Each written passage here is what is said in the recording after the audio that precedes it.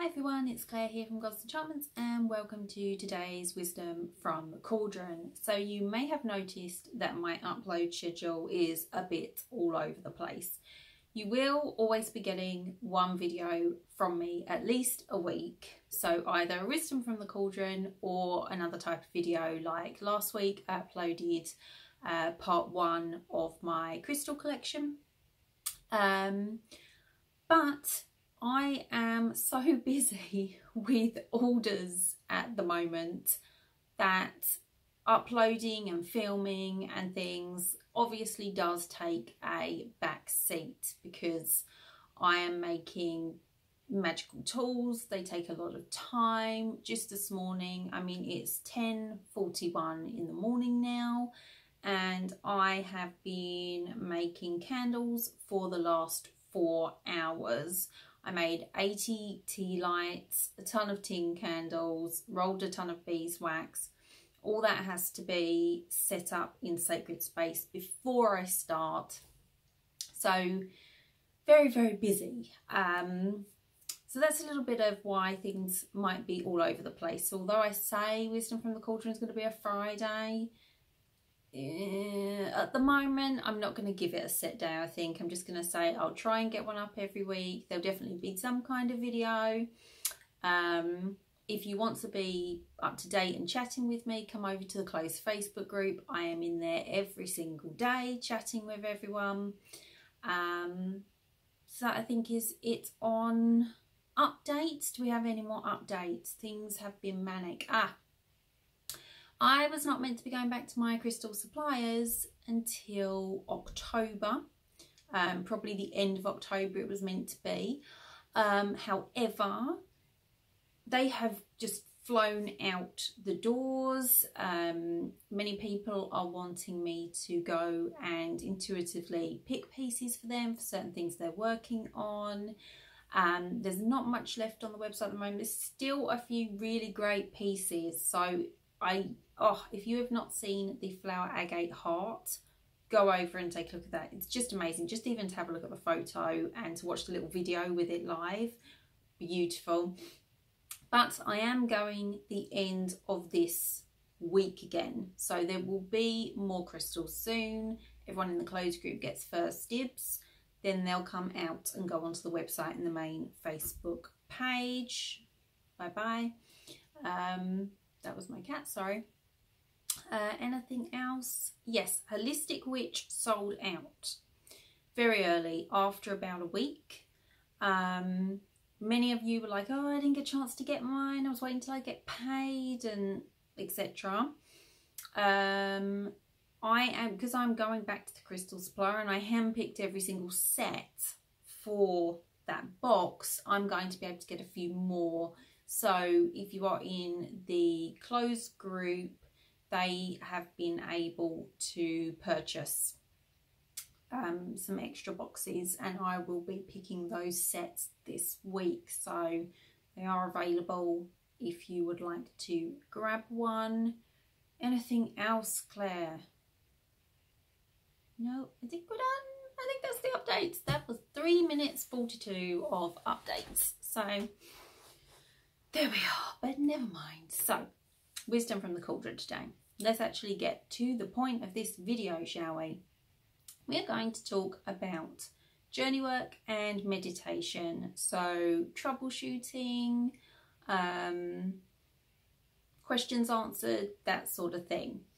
Many of you already know that each month I put out a new guided journey that's in line with our ritual of the month. They're always available to purchase all the time, but there's always a new one in line with that. I have been asked to do a grounding one that is coming out on its own very soon. In the beginning of each one of these videos, I do give some protocol for journey and meditation work, but I still get a lot of questions regarding how to go about doing journey work, things that you're finding you're having issues with. So that would be a great topic for us to sit down and talk about today. So, the number one thing that I hear when people say, I can't do journey work, I can't do meditation work, and this does apply to both. A meditation is a time where you calm yourself, you bring your mind to a very quiet place, and your goal is either to be almost like blank of thoughts so that you are not dealing with daily things, all the problems are put aside and you come into a deep state of relaxation, or you may choose to meditate on a specific thing if you are trying to get guidance on something, for example. Whereas journey work is when we go into a deeper state and a slightly altered state to either work with our guides or our ancestors, to do specific types of healing work, to visit certain sacred sites, work with specific gods and goddesses and energy streams. So although they are quite different, the how-tos and the tips and tricks are very much the same, especially when you're just getting started. So number one is comfort. A lot of people will say that they can't concentrate for a long enough time, particularly in journeys which can often be anywhere from half an hour to 5-6 hours if you're doing a really in-depth shamanic experience. So comfort is really, really important. If you are fidgeting around, if you are trying to plump up a pillow or grab something else, then you are going to come out of that state and that awareness or that relaxation that you're doing if you're meditating. So instead of sitting uncomfortably, which is often what is promoted, particularly in the kind of new age meditation community, you'll see people sitting on their pillow, legs crossed, palms open, back straight as a board.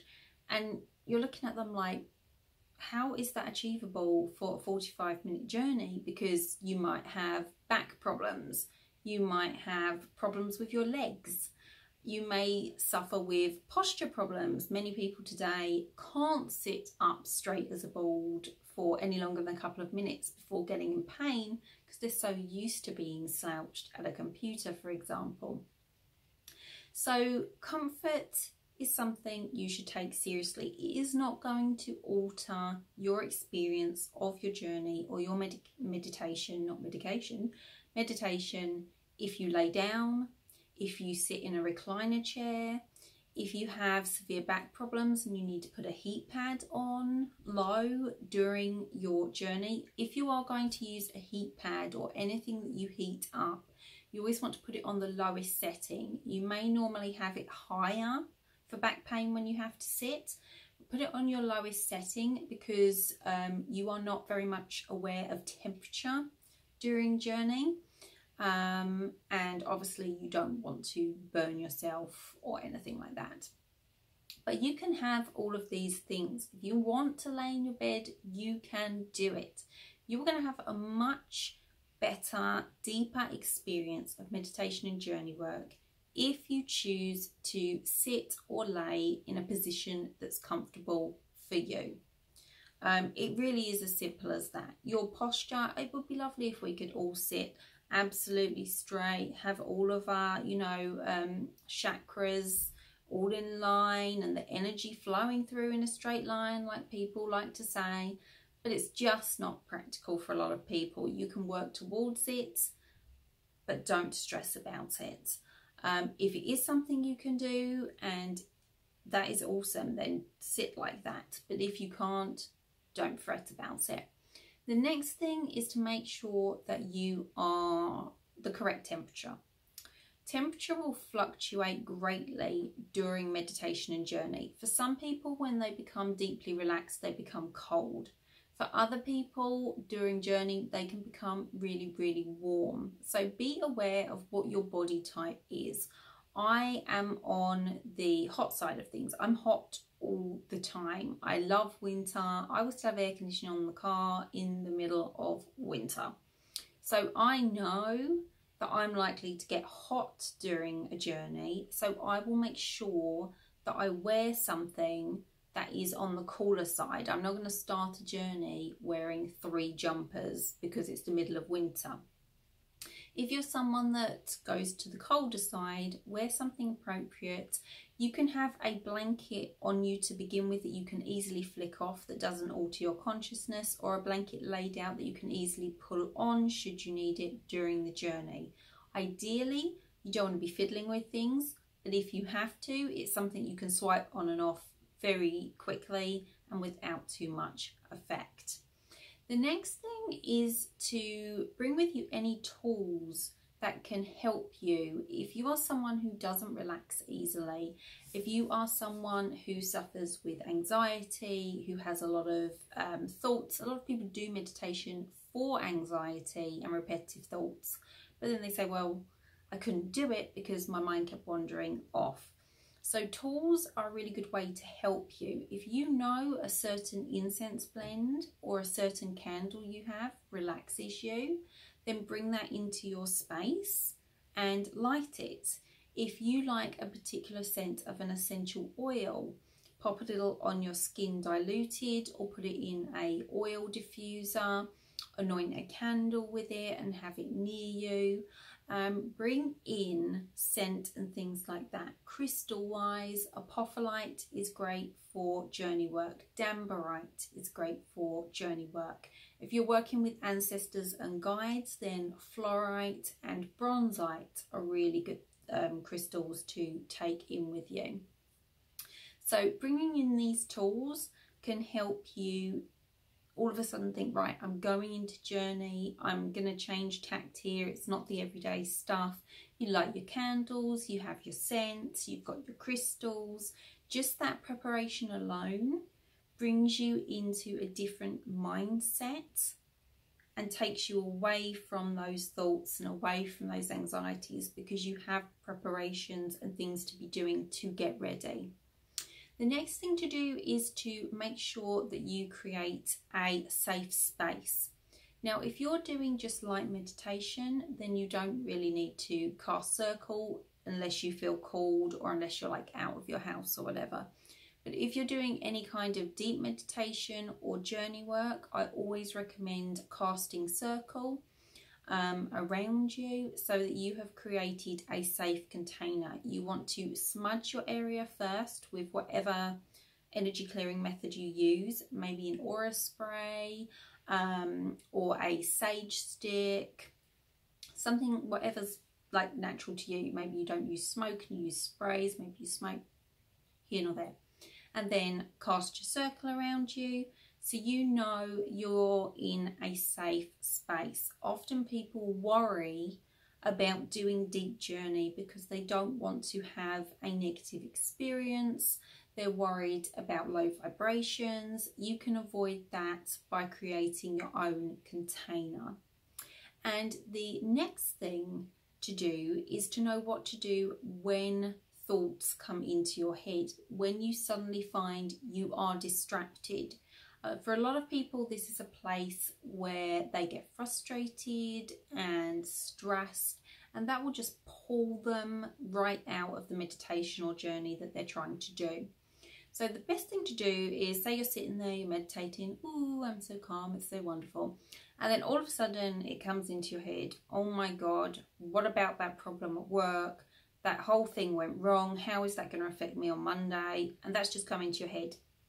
Now, what a lot of people will then do is either panic and stress about it, which means they keep on thinking about it, or they'll be telling it, go away, go away, go away. And that doesn't work, because then you're concentrated on telling it to go away.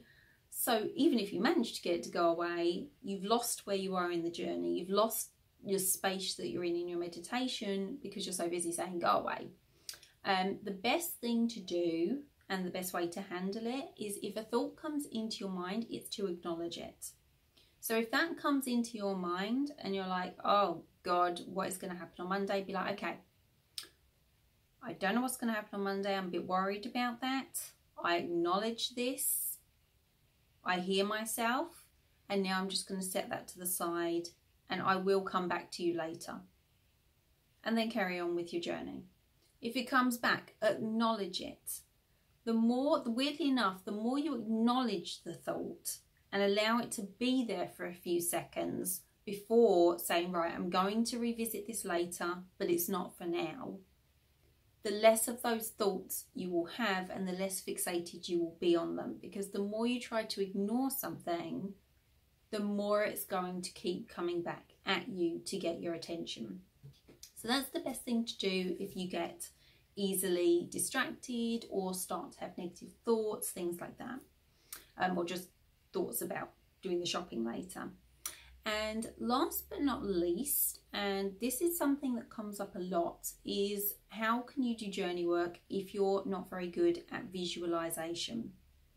Now, when you meditate, you don't need to visualize anything. Meditation can just literally be clearing your headspace and clearing your thoughts. So you are sitting there in silence. There are many types of meditation, walking meditation, sitting meditation, you know, conscious meditation. So explore what one works best for you, but you don't have to necessarily see anything unless you're going in for specific guidance and, you know, doing other things. If you're doing journey work, I really recommend doing guided journeys if you're just starting out. Now, as you go along, you can come up with your own journeys. You can decide, right, I want to go to X, or I want to go and visit this temple to work with this deity. But if you're in the very beginning, I really do recommend finding a guided journey. It can be mine. There are guided journeys on Amazon, internet, everywhere. You know, just find one that speaks to you, because you will have someone else talking you through where you're going, what you're seeing, what to do next. So it takes the pressure off you thinking, right, where am I going next in this journey? You relinquish all of that and you go along for the journey. So it's a very relaxed experience. A lot of people choose just to do guided journeys rather than to come up with their own, because there are several ways of doing your own. You can do it on the hop. So you go into journey work, you've decided kind of where you're going, and then you're just going to let it flow and see where you get to. For some people, that works great and they love it. For others, it causes a great deal of frustration and they decide journey work's not for them. Another way you can do it is to actually write out your journey and memorize it. Now, if you're someone that can memorize things easily, then you can have almost like a partial pre-plan in your mind of where you're going and what you're going to do. And another option is to actually record yourself saying the journey and then listen back to it to do your journey. Now, that works great for some people, but some people don't like the sound of their own voice. So if you find yourself cringy on the telephone, or if someone records you in a video, something like that, and you're like, I don't like the sound of my own voice, that won't work for you, because you're going to cringe and you're going to almost be self-conscious even though there's no one else with you and only you're listening to it. So choose a method that works for you. But if you're brand new to journey work, or none of those methods really speak to you, then go for a guided journey, because someone will be describing what's around you. If you truly have trouble actually seeing with your eyes closed, using your third eye and going into a journey from a visual perspective, still use a guided journey, but don't get stressed if you're not seeing. If someone is saying to you, I don't know, you're walking through a forest down a cobbled path with the full moon above you, and you're just not getting anything. You've got your eyes closed and you're just seeing like coloured spots, you know what I mean? And you're like, what the heck? I am not even on this journey.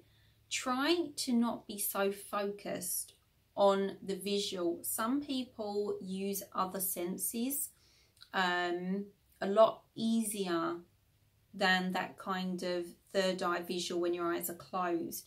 Some people hear things, some people smell things. Find out which of your senses are the strongest and work with that one first. So do the guided journey, but if you can't see what you're meant to be seeing. Try and sense and feel what's around you with your other senses. So if you're told you're in a forest, can you smell that forest? Is it at night? Is there rain? Are you by a waterfall? Is there flowers in the field? Instead of trying to see the flowers in the field, can you smell them, for example?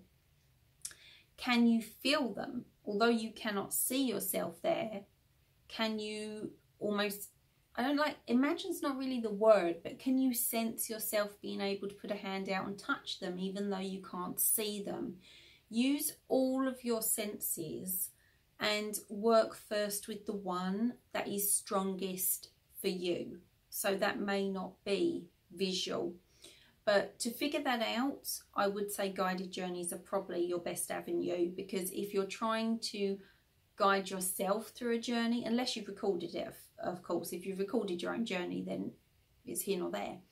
But if you're actually trying to do it like ad hoc by yourself, trying to focus on where you're going and then be like, what are all my senses doing, could be really overwhelming. So don't put so much pressure on the experience. So many people want to have the perfect journey experience the first time that they do it. It may take you 3 times, it may take you 6 times to really feel that you have completed a journey to the maximum effect that you wanted to get out of it. But frustration in any journey, if you do get really, really frustrated, you are 20 minutes into a journey and you're like, I can't see anything, I can't sense anything, I can't feel anything, I can't smell anything. My mother-in-law's coming over later. What am I going to cook for dinner? Now the cat's scratching at the door and the dog wants to go out. And you're like, oh shit. And you're just getting more and more wound up. Bring yourself out of the journey. Now don't just open up your eyes and stop wandering around, because you may have gone in further than you think. If you need to finish a journey early, then you want to make sure that you bring your awareness into your body and keep your eyes just closed for a minute. Make sure you feel all the parts of your body, stretch out your fingers, stretch out your feet, and make sure you ground yourself back. But just get up in the middle of that journey and don't finish it, because there's absolutely no point getting frustrated and annoyed. You're better off getting up, going away, doing all those things, getting them off your mind and coming back at another time.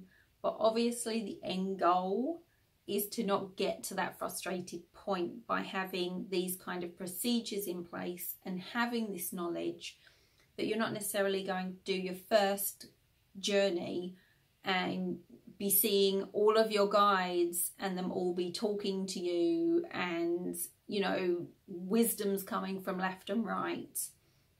Particularly with stuff where we're working with guides and ancestors. These are more of a slightly advanced type of journey work. Before you go into that, unless you already have a good working relationship with your guides and ancestors, and you've done that type of work before, ritually or other, try starting out with other types of journeys, unless you've got someone that you really trust that's done a journey that you know is going to take you in and give you a very specific type of experience, because there can be a lot of pressure when it comes to journey work and guides and ancestors and things like that, to go in and to see everything and to hear everything and be talking to them like I'm talking to you now, but getting a response.